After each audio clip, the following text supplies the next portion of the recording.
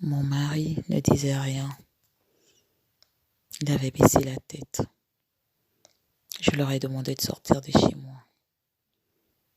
Ils se sont tous levés. Je leur ai demandé de se rasseoir, que j'avais pas terminé.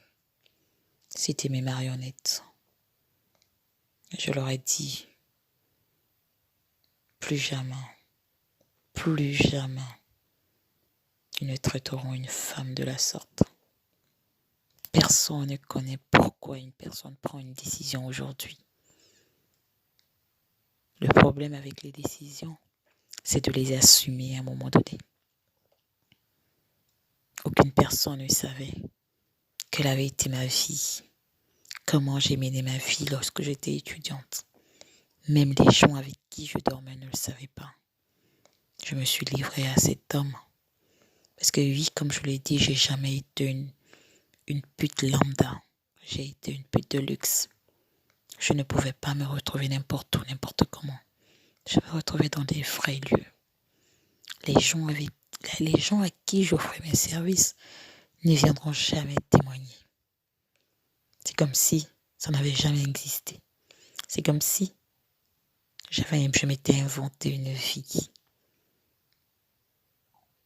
Alors je leur ai dit, je vous mets au défi de trouver la preuve que j'ai été une pute. Si vous trouvez cette preuve, un tant soit peu, je vous rendrai votre argent. Et j'effacerai votre vidéo. Je vous demanderai pardon. Vous êtes venus sur des ondits, sur ce que j'ai rencontré à mon mari et qu'il vous a raconté à faux, sans même chercher à savoir si je n'étais pas en train de tester mon mari. Au final, tout s'est retourné contre eux. Tout s'est retourné contre mon mari. Je lui ai encore dit, je ne sortirai jamais de ta maison. Si tu veux, tu m'épouses. Si tu ne veux pas, ne m'épouse pas. Mais j'ai décidé d'avoir des enfants cette année. Je le ferai, ces enfants. Avec toi ou avec quelqu'un d'autre. À toi de voir. Ils étaient partis de chez moi, la queue entre les jambes. Tous m'ont demandé pardon. Tous m'ont demandé pardon. Et j'étais déçue. J'étais triste pour eux. Ça ne me ressemblait pas. Mais il fallait que je me défende, que je défende mon honneur, que je défende ma réputation. Et j'avais des clients. Et plus, je voulais ouvrir un cabinet. Je ne pouvais pas permettre que ce genre de choses éclaboussent ma vie professionnelle. J'avais travaillé dur pour être ce que je suis aujourd'hui. Mon passé ne pouvait pas venir gâcher mon futur. Ce n'est pas possible. Ce passé avait été un tremplin qui m'a permis de sauter plus loin. Oui, j'ai fait des mauvaises choses. Oui, pour certains, j'ai fait des mauvais choix. Mais je ne regrette pas mes choix. Je suis même plus que fière de ce que j'ai accompli grâce à ces choix. Et je me dis peut-être qu'il fallait que je passe par là pour comprendre la nature profonde de l'homme. Et que ça allait avec mon métier. Parce qu'aujourd'hui, quand un homme avec un grand H, quand il montait, quand il cachait quelque chose, je savais. Ça m'avait bien aidé, ce métier. Et je ne regrettais pas. Alors, j'ai répété à mon mari, cette année, je veux des enfants. Si tu veux, tu m'épouses. Si tu ne veux pas, tu ne m'épouses pas. Je ne sortirai jamais de ta maison. Jamais de la vie. Cette maison, c'est la nôtre. C'est notre foyer. C'est toi qui vois. La balle est dans ton camp. J'ai tout calculé. À partir de telle période, je suis en période féconde.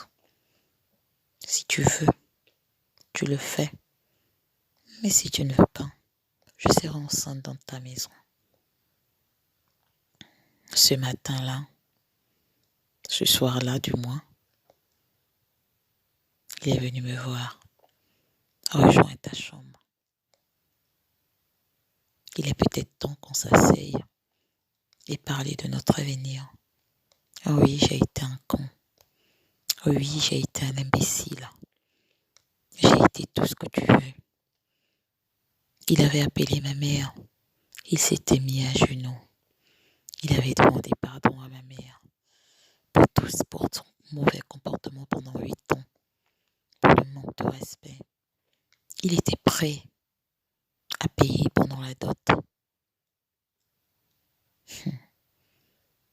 L'amour, c'est quelque chose d'inexplicable. Malgré tout cela, j'aimais cet homme. Je l'avais choisi. C'était lui que je voulais. C'était lui que je voulais pour être le père de mes enfants. C'était lui que je voulais pour être mon époux. Je lui ai tout pardonné.